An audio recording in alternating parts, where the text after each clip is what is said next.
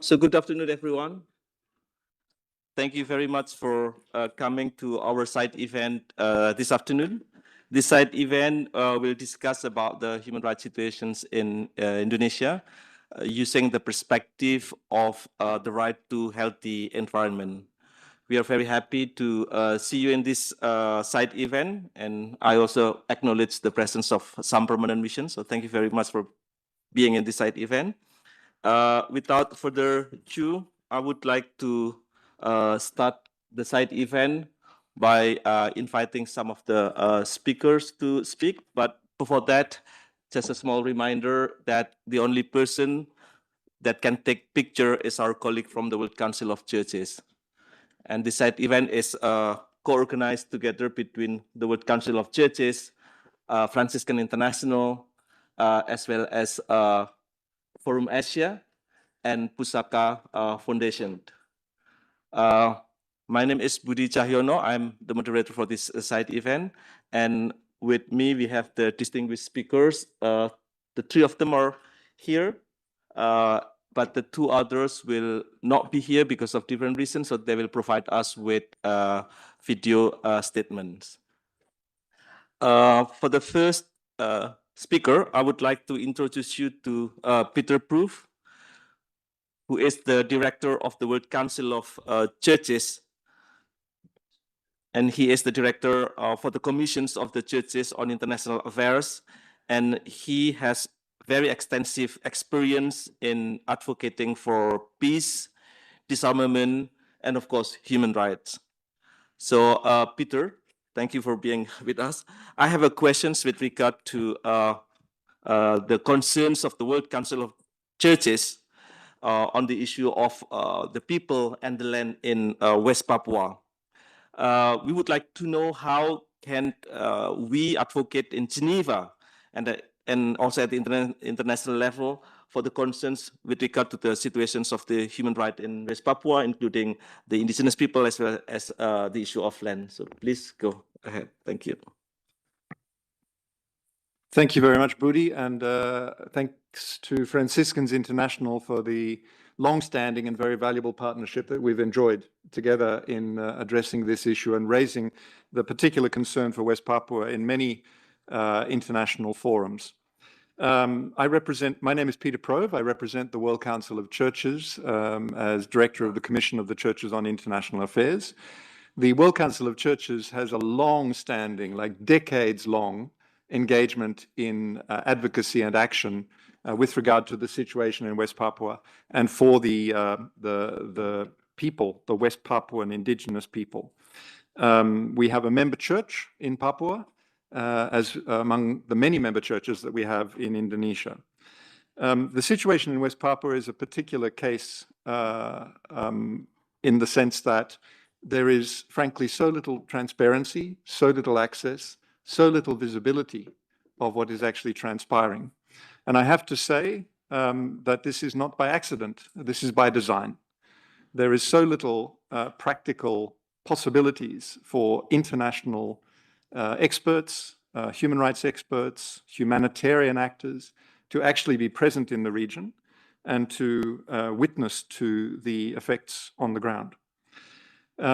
The particular focus that, and we've had a long-standing commitment together with partners such as Franciscans International and many others, some of whom are represented in this room, for advocating for the human rights specifically of the West Papuan people, but also lifting up the now very long-standing but increasingly severe humanitarian situation, particularly for internally displaced West Papuan communities. The particular focus that we're bringing to this meeting is addressing the environmental situation in West Papua, particularly in the light of some of the major developmental projects that are currently being pursued by the Indonesian government in this territory, which work, unfortunately, to the severe detriment, further detriment of the indigenous population. We will hear a lot more about that from the subsequent presenters, but I just want to lift up for you the striking fact that the territory, the land mass, that is currently being developed under the Merauke Food and Energy Development Zone amounts to a total area of 2 million hectares. 2 million. That is equal to half the territory of Switzerland, just as a reference point. It is a vast territory, and it impinges upon nearly 1,000 hectares of natural forests and peatlands with unique biodiversity values, but also with, I think it goes without saying, very severe impacts on the indigenous Papuan population, whose livelihoods, certainly traditionally, but also currently, are predicated upon the preservation of these natural environments. And I would also like to stress the impacts from a global point of view in terms of carbon emissions and the loss, the unobserved, unremarked upon deforestation and loss of one of the world's largest remaining repositories of virgin rainforest. This has an impact on the lungs of the planet as a whole. It is not only a concern for West Papua or for Indonesia, it is a matter of genuine global concern. So what can we do in Geneva? The moderator has asked me specifically. I think precisely because of the lack of access to, lack of transparency, lack of visibility, lack of awareness of the situation across these dimensions, Geneva is a place where advocacy and action can be taken that cannot be taken elsewhere. The fact that Geneva is the capital, as it were, for the UN's humanitarian work presents it as a venue for advocacy and action addressing the humanitarian impacts, the current situation of internally displaced people in Papua, for example, and the lack of response to their needs, and the lack of access by international humanitarian actors to help serve them. It's also, of course, the capital of the human rights discourse within the UN system. And again, we have access to a large number of processes and forums and venues where these issues can be lifted up and presented, whether it be in terms of the long-standing, continuing and increasing levels of quite serious human rights violations, extrajudicial killings, torture, violence of various kinds, as well as violations of the rights to freedom of assembly and speech. So I think we have a big responsibility to make use of these forums in order to raise awareness, to lift up concerns of these kinds that are otherwise not visible, not heard, not aware, nobody is aware of. And I think the UN has a responsibility to respond meaningfully to these concerns, given the lack of transparency offered by the Indonesian government in this regard. Amongst other things, we've for a long time advocated for the Indonesian government to extend invitations to the special procedures of the UN Human Rights Council to visit the territory and to report on what they observe, and also to facilitate a visit by the UN High Commissioner for Human Rights, which was at one point proposed, but not followed up on. This is long overdue, and we would like to again put that request through the representation of the Indonesian Permanent Mission to your government. I think that will suffice for an opening statement. Thank you very much, Mr. Moderator. Oh, and yes, and I also want to share with you as I close some images from the Merauke Development Project area, which the subsequent speaker will reflect on in more detail. But it gives you a little snapshot, some visual images of what is transpiring in this hitherto relatively unspoiled virgin rainforest and peatlands areas of this affected territory across a spectrum of, as I said, 2 million hectares. Thank you. Thank you very much, Peter, and thank you for sharing the pictures coming from Merauke. It's one of the regions that is very much affected by the strategic national projects of Indonesia. And indeed, as you mentioned as well, that there is still a long-standing invitation coming from the Indonesian government to the High Commissioner that was issued in 2018. And I think it's quite important for us to take note that until now, there's no follow-up. So this side event is also a reminder to the Indonesian permanent missions that the standing invitation or the invitation is still to be fulfilled. So thanks a lot, Peter. And for the next speakers, we will have two messages from the West Papuan indigenous women who will speak on the situations coming from the ground. The first message will be from Dorothea Webiser, who is a young environmental human rights defenders working with Pusaka Foundations. It's a human rights organization based in Indonesia. She advocates for the management and utilizations of natural resources that respect and protect human rights, sustain biodiversity and the environment, and ensure justice for indigenous peoples. So Dorothea will explain in more detail about the concerns that is now happening in West Papua, in particular with regard to the Merauke National Strategic Project. So we will see Hello the video. everyone, thank you for being here and thank you for having me. My name is Dorothea Wabisera. I work in a civil society organization called Pusaka Bandala Rakyat. We advocate for indigenous people's rights and environmental justice in West Papua. Currently, we are focusing on one of the biggest deforestation projects in terms of Indonesian development project that known as National Strategic Project. This project is happening in the southern part of the island, which is Merauke, where the government wanted to open 2 million hectares area of land for the buildings of sugarcane plantations, sugar factories, and other infrastructures, and also the new creation of rice fields in Merauke. This project is also known as Merauke National Strategic Project. It happens on top of the customary lands of 5 tribes. They are Marin, Makleo, Yenan, Kimahima, and Kanu. Until today, the land clearing has happened, and we are reached the number of more than 42,000 hectares area has been cleared at the end of 2025.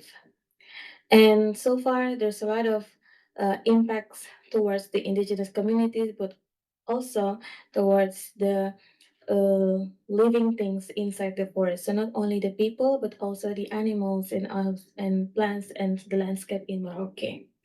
We are very concerned also related with the right to food of the communities. Gastrocolonialism is something that happening. If you look at the characteristic of the body of the people, it's already changing because they cut all of the sagu tree and change it to other commodities that not consumed by indigenous communities. And also, with the environmental impact. In the beginning of this year, or also since last year, flood happens everywhere in the area where they already do the land clearing. And it's also we also concern related with the cultural impact. A lot of sacred places are being threatened, but also already has been lost, and it's also related when the indigenous communities want to do a ceremony, they need to wear their indigenous attires, and most of them are coming from the forest, but also they also use feathers from cassowary. But now most of these animals already running away because of they don't have their food anymore in the forest. Other than that, the community is also having a horizontal conflict within the communities. For example, the companies urging different clans to pursue the clan that's still taking control on the land to get the land from this specific clan that's still holding up the rights. And we also trying to accompany one of our environmental human rights defender. His name is Vincent Quipala. Until today, he is still in his customary land, fighting with one of the sugarcane company, Morning Nusantara Mandiri, because they are trying to ask him to move, and then they already use his customary territory. And we are supporting him at this moment to stay still in his home, in his house with his family. The militarization involved in this, and then it creates intimidation to the communities physically and mentally. At the end of 2025, The Indonesian current president, he deleted one of the national strategic project, which is Merauke. And at first we thought it's a good thing. But when we opened the decree related with the national strategic project, the project's name turns out it changed. It's not only Merauke, but then it changed to the South Papua Province National Strategic Project. And they add another agencies into the project, which are the Bovendigul Regency, MAPI, and ASMAT, and also adding another commodity, which are palm plantation, corn, and cattle farm. With this expand situation, we become threatened because all of the negativity that happened so far. That's why until today, we're still urging the government to evaluate the project because it happens again. It creates a lot of human rights violence towards the indigenous communities, the environments as well impacted, and also the relationship between the communities and the environments. And we also urge the government to respect the indigenous people's rights and always do the free, prior, and informed consent in this area. And that's why we are also urging the government to already pass the bill, the drafting of the bill of indigenous people's rights that are still currently in the legislative desk at this moment. Thank you. Hello, everyone. Thank you for being.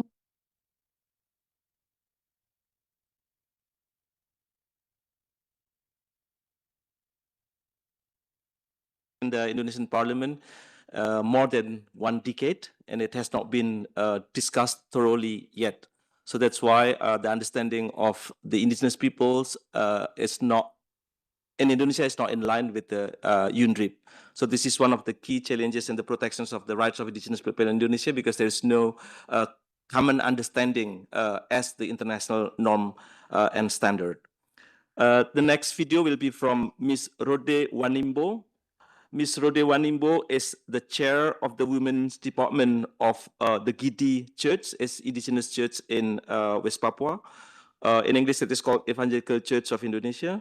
And she is also the coordinator of the Women Department of the West Papua Council of Churches. She will speak about the human right of women and children, particularly in the area of West Papua, in which they are impacted due to the displacements from their territory. So tens of thousands, if not hundreds of thousands of women and children have been displaced because of the ongoing conflict in West Papua. So we can hear Ms. Rode Wanimbo. Papua Council of Churches had documented more than 105,000 people were internally displaced. 600 died in the last 7 years due to malnutrition and no access to health services. More than 25 women gave birth in the middle of the forest. The 7 regencies that have armed conflict are Nduga, Yahukimo, Intan Jaya, Ilaga, Pegunungan Bintang, Maibrat, Timika, and Nabire. Most of the women and children are very vulnerable in this ongoing conflict. Many women had acid reflux, low back pain, anemia, lungs infection, respiratory infection, many children having skin diseases and stunting. And in the last 7 years, there is no health services to decrease the numbers of the people of IDPs that are passed away. I would like to take this opportunity to bring the testimonies that we documented, we witnessed. I personally visit these 3 different villages, listening to the testimony of the mothers right from the IDP shelters. One mother from Okika, Pegunungan Bintang Regency, she said that we had been praying every night, longing for the second coming of Jesus. Come soon, because we, the mothers in the IDP shelters, cannot stand to see, to witness the brutality, the inhuman behavior of the Indonesian security forces. One mother from Ilaga, Puncak Regency, that has a gold deposit, because this region are the neighboring regency with Intan Jaya, where have the Wabu block. She said that if the state wants to take the gold, just take the gold. But we indigenous West Papuan, we want to live with peace, having harmonious connection with our land, and have a deep connection with the soil where the bones of our grandparents were buried. One mother from Nduga Regency that we met last year, January, she said that they have a deep longing to go back to their villages, to have sense of belonging, have time with the family, have meal together. As we indigenous Papuans are mostly Christians, we value Christmas moment as time to experience the togetherness with the family. So she has been longing to go back to celebrate Christmas with her family.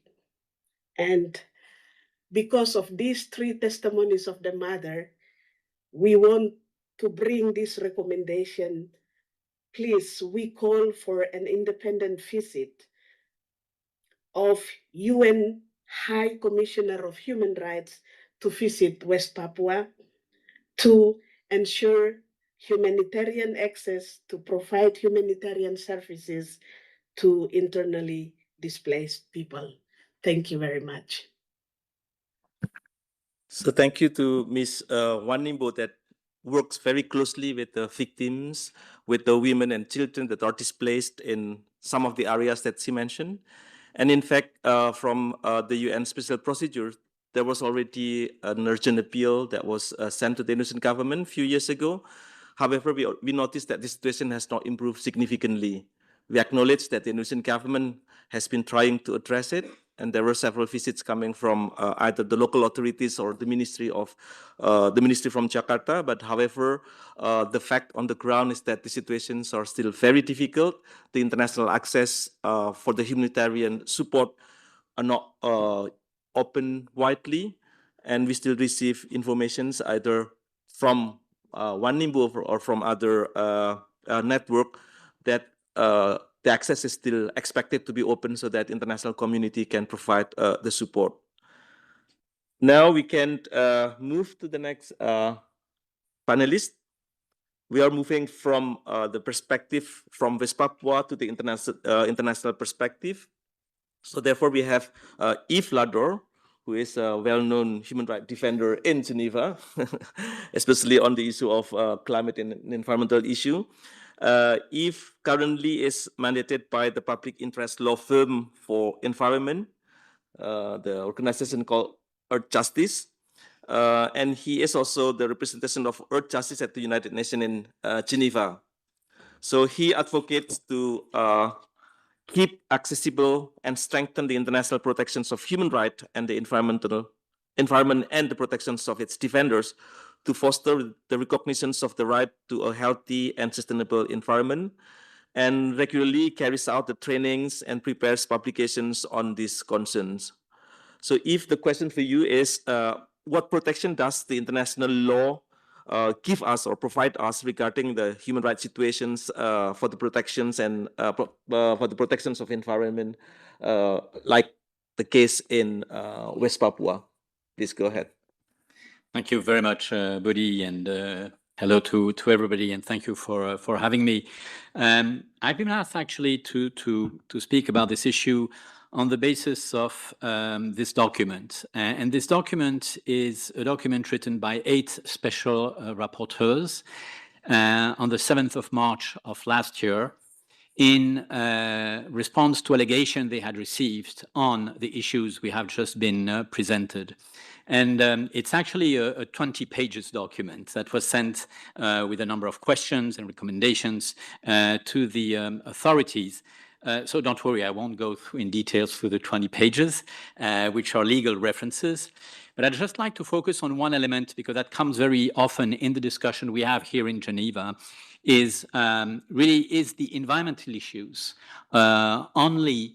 should be taken only under international environmental law.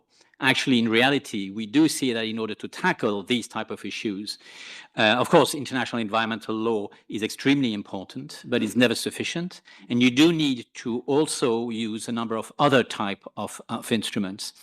And I'd like to just give a few examples of how and the reasons why you have these recommendations in this document, and how the international human rights law provides instruments in order to deal with these type of issues. These are just a few examples. They really are not absolutely complete, and perhaps some people would have taken some other examples. The issue here really is to see how do these obligations in the field of international human rights law directly concern the type of issues we are discussing today. You can go to the next slide. And so the very first thing that we have, especially in the field of the right to a healthy and sustainable environment, are the procedural rights. Oh, sorry, the typo, I thought I had corrected it. My apologies. So it's procedural rights. And the very first thing, of course, is access to information. So Article 1 of the Covenant on Civil and Political, Article 19 of the Covenant on Civil and Political Rights is very clear that people have the right to hold opinions. They have a right of freedom of expression, and they can also look for information. What is interesting also is to see that the Convention of the Rights of the Child does also provide these type of obligations so that children can access to information. And you have in the Convention a very detailed provisions here, Article 17, which gives some details of how to implement these type of rights for children. So it's interesting that it is not limited to adults. A second pillar when we talk about procedural rights is, of course, the question of participation. Now, you do, of course, the very basic first element in order to have any type of participation is Article 21 of the same covenant to guaranteeing peaceful assembly. But you need, of course, more than that. You do need elaborated procedures so that in the decision-making process, the concerned people can have a possibility to participate or at least express their opinion on what is going on.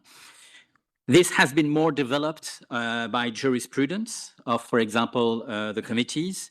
It has also, of the treaty bodies, it has also been developed at the regional level in some continents where you have a very clear jurisprudence that gives more detail on how these different procedures should be used. But you do have references into that and I'll come back to this, on the United Nations Declaration of the Rights of Indigenous People, the Covenant on Economic, Social and Cultural Rights, and you also have elements which are actually these type of human rights procedures in the Convention on Biological Diversity. On the next slide. Here we have, this is focusing much more on what we call today remedies and access to justice. The framework principle that had been developed on human rights and the environment by the special rapporteur on these issues in 2018, it's in its principle 10, says clearly that states should provide access to effective remedies. But it goes even further when we look at the UN Guiding Principle on Business and Human Rights, because Guiding Principle 1 recall that states have to take appropriate steps to prevent, investigate, punish, and redress business-related human rights abuses. So we have here something which is even more strongly formulated.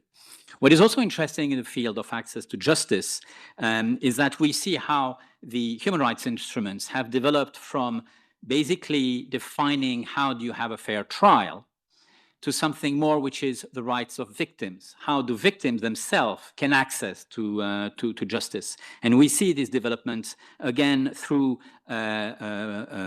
treaty bodies developments and also at the different regional levels. Next slide.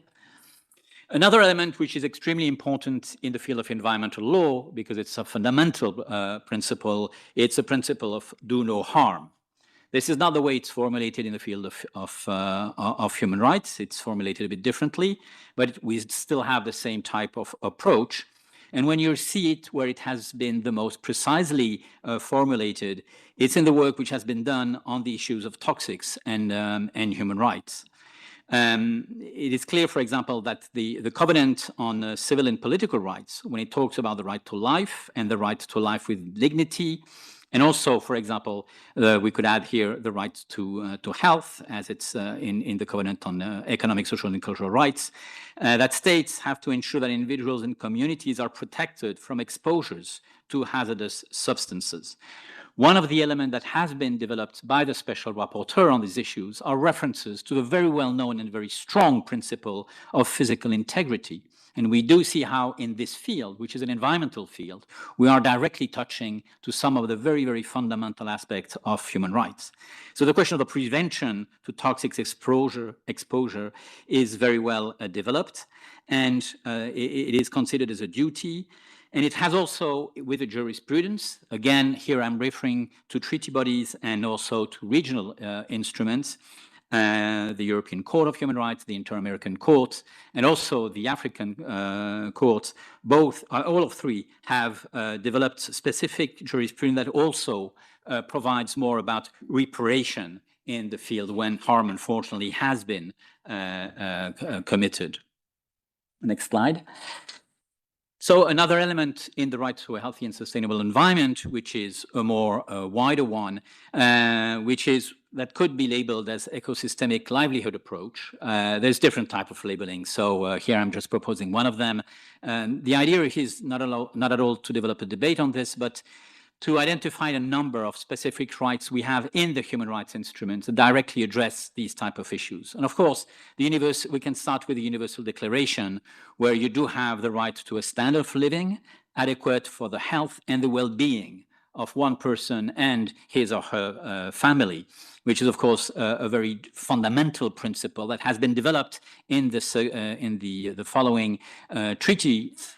For example, on the civil and political, the civil and political rights, so that people may freely dispose of their natural wealth and resources.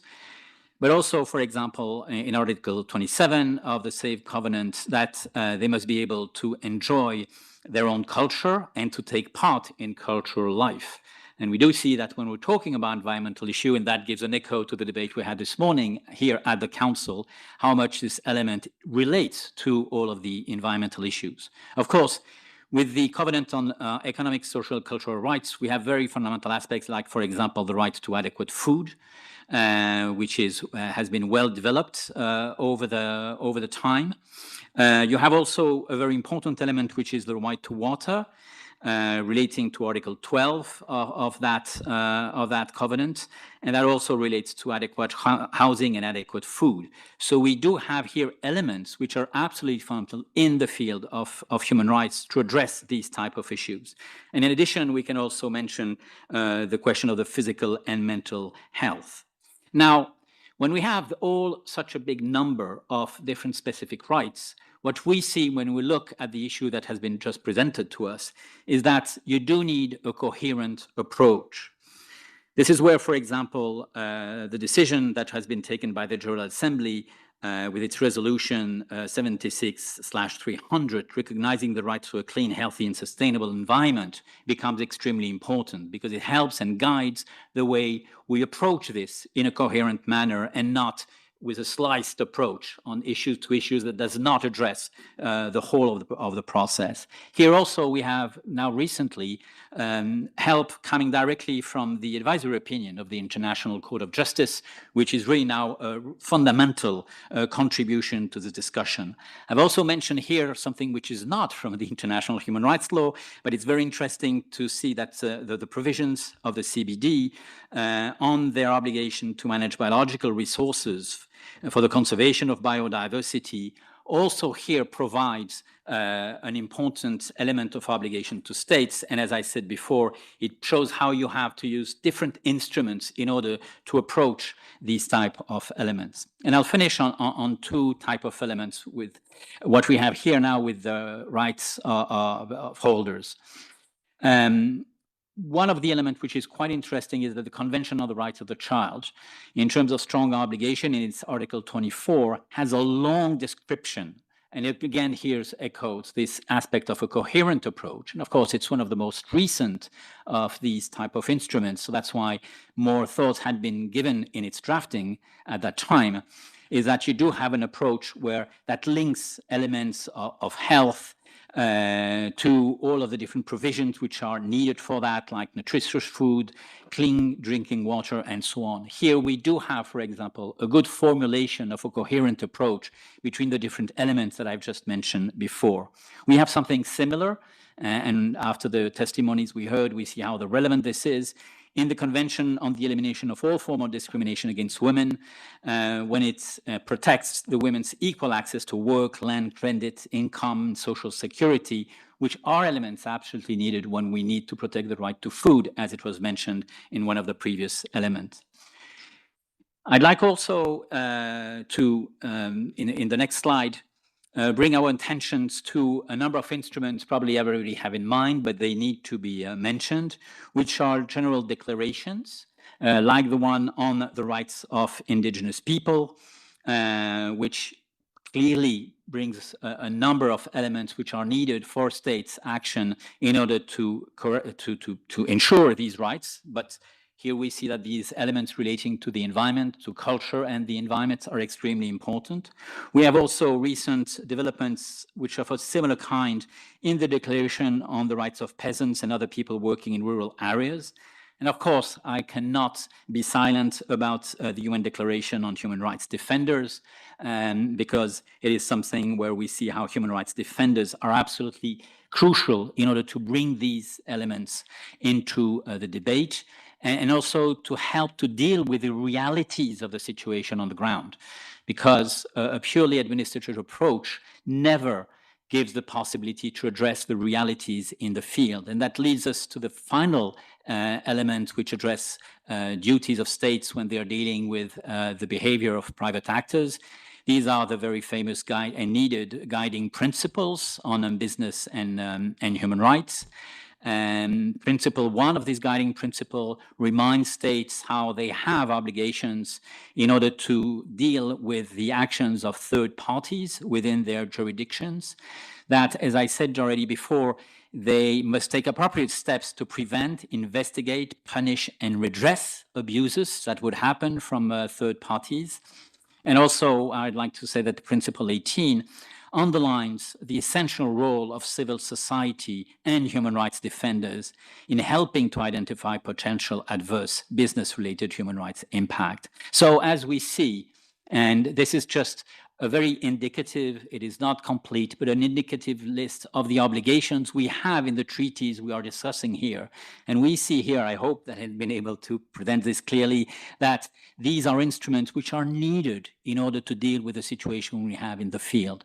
So we must not just rely on international environmental law, which is of course absolutely relevant, but it has to be combined with a number of other international instruments. And so it is something we need in order to meet these different challenges. Thank you very much.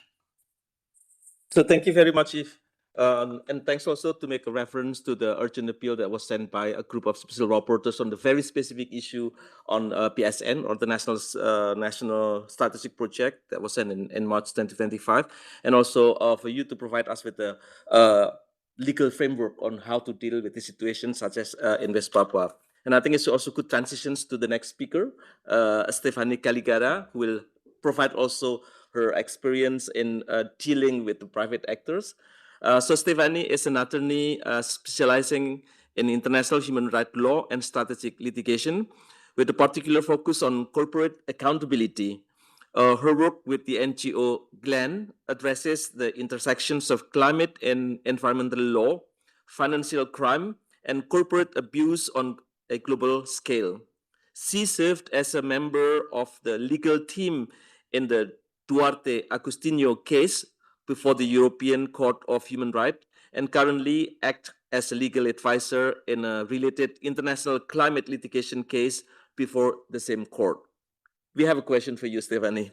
So the question is that, what kind of accountability mechanism exists to ensure that environmental harm and human rights violation caused by multinational corporations, such as in West Papua, particularly those in the extractive industry, do not go unpunished.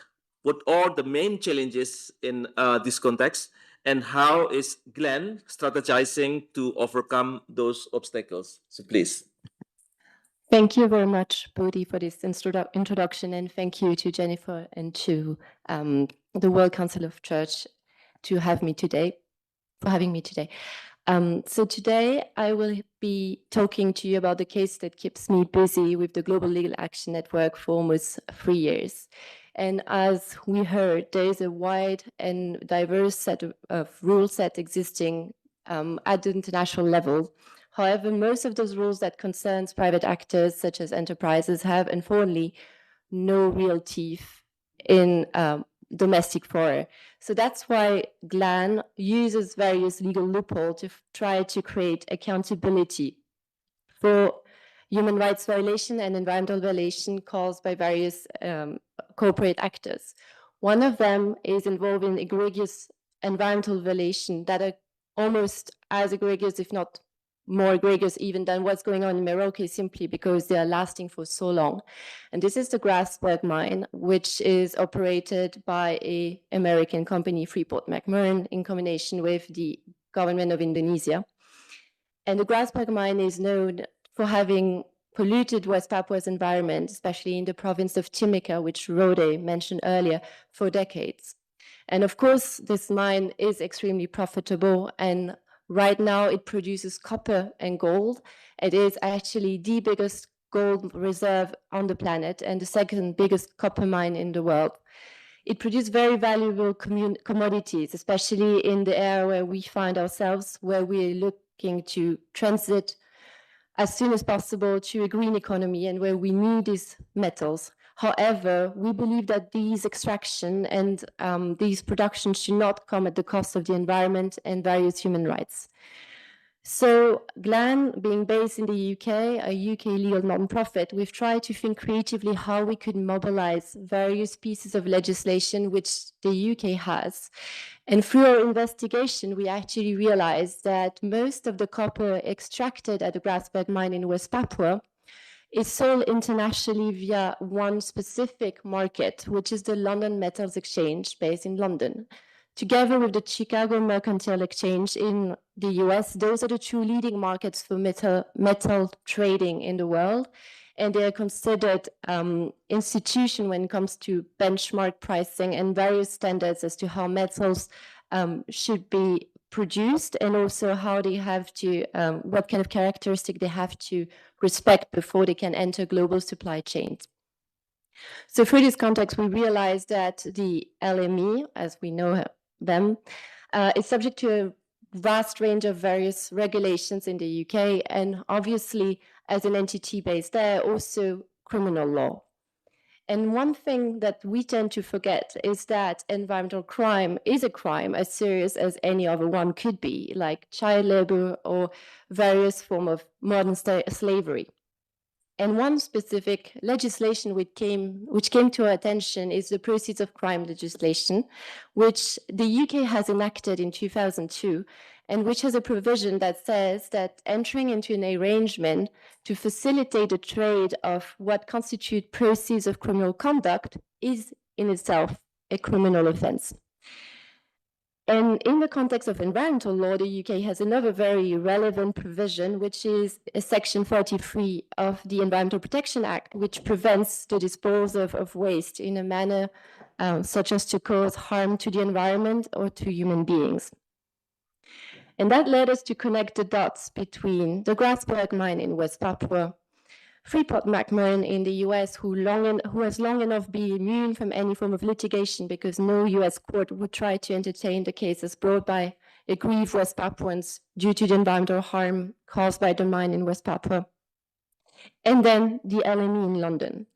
So GLAN has been engaging with the LME and has pointed to the LME to the risk the trading of copper produced for severe environmental harm was entailing not only for the exchange, but also all its users and members. So we're thinking big mining companies, obviously, but also mining consumer, but but also financial institutions that use the exchange to invest and trade in commodities and metals specifically. And you may realize with this race to critical minerals and copper specifically, these are very profitable investments. So you will find all the major bank and other financial institutions using the exchange to benefit from fluctuating prices. However, our argument is to say that copper produced in a way which would amount to environmental crime were such conduct to take place in the UK is actually, according to UK law, and we're using purely the framework of UK domestic law here, the proceed of an environmental crime. And therefore, this proceed is itself captured by the Proceeds of Environmental Crime Act. In other words, what the LME today does is it is facilitating the production of a copper which is linked to egregious violation in West Papua.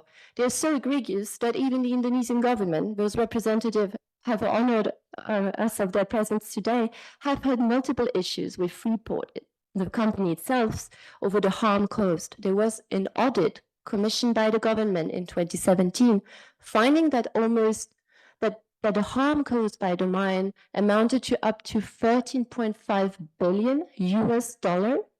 That's the Indonesian government's report. That said, also the reason why such harm is so gross is because Freeport uses a practice called environmental riverine tiling management, by which it disposes of most of its tailing waste directly into river streams, which goes against best practice in the mining industry today. It is actually almost universally banned. It exists only in Papua New Guinea and at the Grasberg mine. And a mine which generates billions in profit is still arguing today that it doesn't have the means to introduce adequate measures to limit environmental harm caused there in the Timika province, which directly affects the environment and indigenous local population. That brings me back to London. So what does this mean for the LME? The LME is a regulated investment exchange. As a result, it is a public authority or an authority that has regulatory power. It is amenable to judicial review before UK courts. Under financial legislation in the UK, the LME has a duty to adopt appropriate measures to ensure that its market and exchange is not used for any purpose linked to financial crime. This is the Financial Service and Market Act. And this provision requires the LME to prevent any form of criminal activity from happening on its exchange, including the trading of proceeds of crime. Let me posit the question otherwise. If these metals were traded by the LME were produced by miners somewhere in Africa or even in another country, were the LME now able to argue that no criminal activity is happening in the supply chain of this mine? I highly doubt. Today, we are arguing that environmental crime should be taken as seriously as any other form of criminal behavior. And as a result, the copper produced in West Papua should come under the scrutiny of the LME and should force the LME to adopt the right measure to ensure that its market is no longer used for the trading of proceeds of criminal behavior, especially when it comes at the detriment to population in West Papua and lasts since decade and results in one of the biggest environmental issues we have on the planet today. And I'm closing this presentation as I'm not able informally to share more details about the legal strategy, but you understand the rationale. But I want to close on saying that as countries in the global north who have the privilege of being able to pursue a renewable energy transition right now, I believe we also have the duty to implement the right measures to ensure this transition is fair. And by that, I think the LME has a responsibility to ensure that the companies using its market are at least trying to produce the metals they sell and benefit from in the most sustainable way possible. And when those companies currently benefit from so much demand because of the situation we find ourselves in, and therefore have access to so much means and capital, I don't think this is an argument that no longer stands today to say that there is no way to mine otherwise than by throwing more than 200,000 tons of tailings per day in local waters. So I urge the LME, if they were to hear this presentation, to take this argument really seriously. And together with Glenn, we are very committed in making sure that there is one form of accountability that exists here for the harm caused in West Papua, and that the companies in the global north no longer benefit in total impunity from the harm caused overseas. Thank you.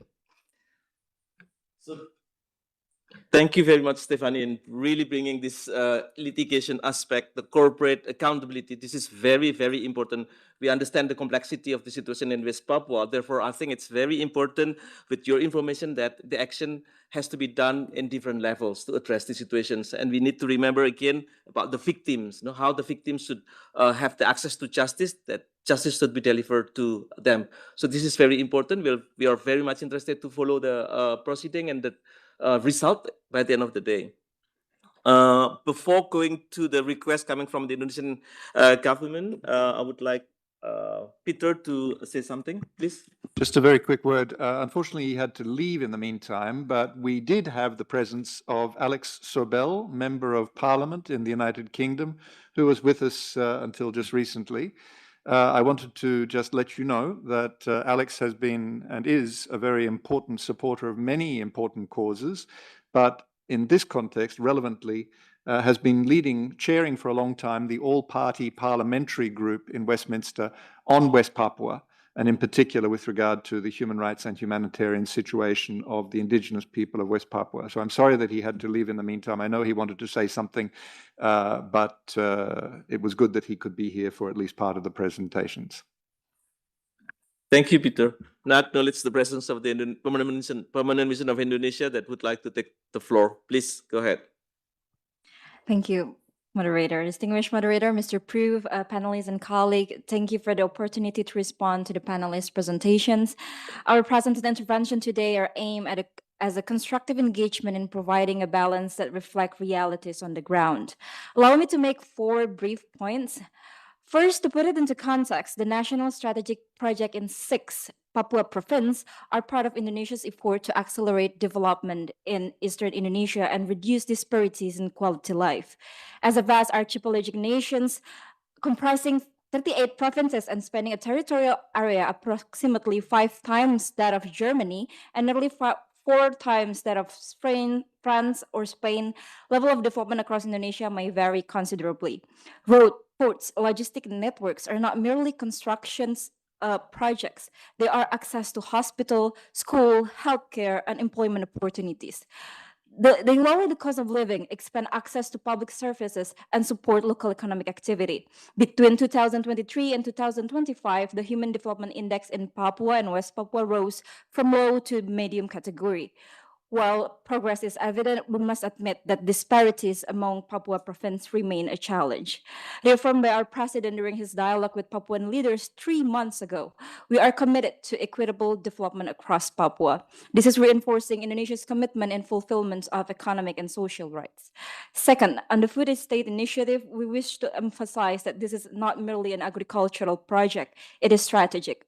This initiative is part of our proactive response amidst current global dynamic, global climate volatility, and the increasing fragility of international supply chains. With the global population projected to reach 9.7 billion for 2050, the demand for food production has become an urgent priority for many countries. Beyond Papua, this program is also implemented in Central Kalimantan, South Sumatra, North Sumatra, and East Nusa Tenggara. The project is estimated to generate over 100,000 jobs, effectively integrating the Papuan workforce into the agricultural value chain. Third, on environmental safeguard. The government emphasized that strategic environmental assessment and environmental carrying capacity analysis is required under national law for all the projects. These are not mere administrative approaches, but substantive safeguards designed to prevent environmental degradations and ensure Papua's unique biodiversity is protected. Additionally, we should also recognize the external factors that not only faced by Indonesia, but other developing countries, as mentioned by the last moderator, where current global economic architecture has long privileged its markets and corporations that contribute to all the challenges discussed in these events. At the same time, we should also consider the impact of increasing restrictive environmental measures that can function as de facto trade barriers, limiting policy space, and hindering developing country in achieving sustainable development goals, including food security and affordable livelihood. I think this meeting should also begin consider these external factors and the huge impact they have made in creating the structural imbalance in the international system we live in. Fourth, the development is never without challenges, and the government of Indonesia recognized its responsibility to address them. One such challenge concerned land governance. In response, the government has undertaken certain legal reforms, including through Presidential Decree number 27 of 2023 and the adoption of Papua Development Plan for 2025-2029. Following 2 years of consultation with provincial representatives, customary leaders, religious figures, and civil society. This plan prioritized the acceleration of customary land right registration to ensure development proceeds in a way that respect local communities and reduce potential disputes. On March 2025 last year, the Vice Minister for Human Rights engaged directly with local communities affected by the PS and Merauke, where he encouraged directly the submission of report on alleged intimidations or violence with supporting data or evidence to the ministry to enable appropriate investigation and follow-up measures. This step reflects the government's commitment to resolving concerns through legal reform, dialogue, and institutional mechanisms. In closing, the government reiterates that the people of Papua are entitled to the same development opportunity as all Indonesians. The right to clean and healthy environment cannot be separated from the right to economic opportunity, food security, and dignified livelihood. Indonesia ratified both ICSCR and ICCPR and regularly engaged with both committees in a dialogue regarding its implementations. Indonesia remains committed to advancing all of these rights together based on applicable rule of law and interests of our people. I thank you. Terima kasih, Ibu. Thank you very much for the response.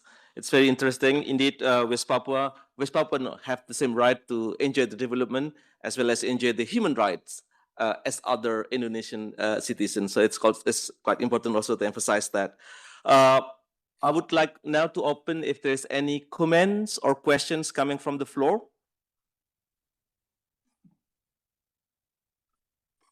We still have very precious 3 minutes. If not, and then I would like to invite the panelists to have at least 1 minute final commentary. Access and transparency. That's what we're calling for from the Indonesian government. We ask you again to extend invitations to the special procedures of the Human Rights Council and to facilitate a visit by the High Commissioner for Human Rights. Thank you. I'll join Peter in his last comment. I think we are all waiting to have such a visit. That would be really interesting. And I thank you for your answer. There's a lot of elements to be discussed in the future, and we look forward for this progress. Thank you. Thank you. I'm joining Peter and Eve, and I'm also saying that it was really helpful to understand the Indonesian perspective on the Merauke project, and that obviously civil society organization will be watching what's going on there, but delighted to learn more about it. Thank you. So as the final conclusion, we thank you very much for your presence, especially the Indonesian mission that is continuing to have constructive discussions with us. We are very happy to have you in the room and to continue the discussions with the view of the improvement of the situations in West Papua, as well as the accountability of the companies and corporates operating in West Papua. I think it's quite important. And we thank specifically to Jennifer, who's been working very hard behind the scenes and also in front of the scenes. So, and we are looking forward to continue the discussions again on the view of the improvement of the situation of the human rights of indigenous peoples in West Papua. So thank you and have a nice afternoon.